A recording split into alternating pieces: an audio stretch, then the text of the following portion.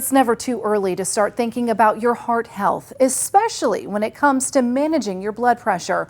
While genetics can play a role in hypertension, it's possible to lower your risk of hypertension by creating healthy habits early in life. Modifying and controlling your blood pressure is probably the best thing that you can do to reduce your risk of future cardiovascular disease. Dr. Alex Vasquez not only treats people with heart disease, but is also a preventative cardiologist for otherwise healthy individuals. He's all too familiar with the lifestyle factors that can lead to high blood pressure. Take your health, your parents' health, your children's health seriously, because if you don't start with the basic things when you're young, this is going to translate into major complications later on.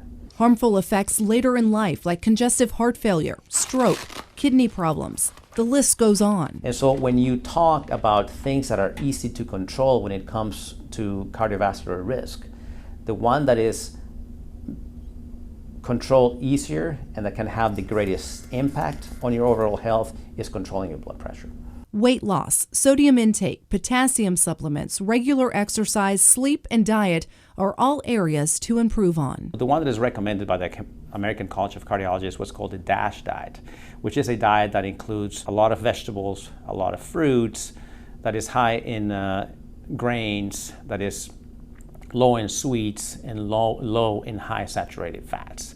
And it's difficult to achieve that. Dr. Vasquez says diet is one of the hardest challenges for Alabamians. In an area where we live, for instance, you have to avoid the high saturated fats and the very, very high fat content fried foods, which is difficult to remove from the diet of a culture, but that is very, very beneficial to remove your risk of cardiovascular disease. According to the Alabama Department of Public Health, in 2021, over 42% of Alabamians reported having high blood pressure.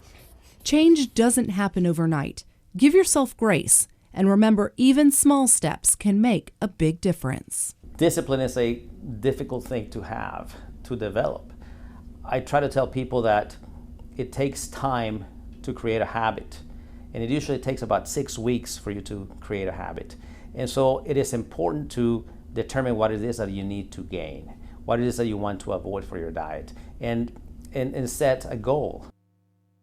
Set a goal and give yourself grace. That is some very important advice there from Dr. Vasquez. Now, the American Heart Association has actually teamed up with CB&S Bank for the Check It Challenge. So they're trying to get as many Alabamians as they can to know their numbers, and they're talking about their blood pressure numbers just to be familiar with what they're dealing with on a day-to-day basis.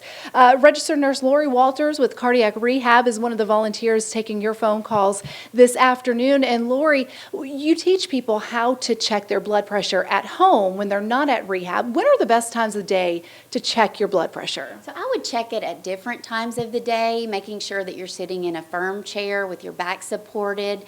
Rest for at least 5 minutes before checking it to get an accurate reading. And what number? I know it varies from person to person, but what's a good range to look for? So the goal is less than 120/80 is what we're looking for. So take the advice that we're giving you here today to know your numbers, to Check It Alabama, and of course, give us a call here. We've got volunteers standing by with Mended Hearts, the American Heart Association. We love to hear these phones ringing, 256-533-8609 to get your heart questions answered. Nurse Walters, thank you so much for joining us. And of course, we'll have much more coming up tonight at 6.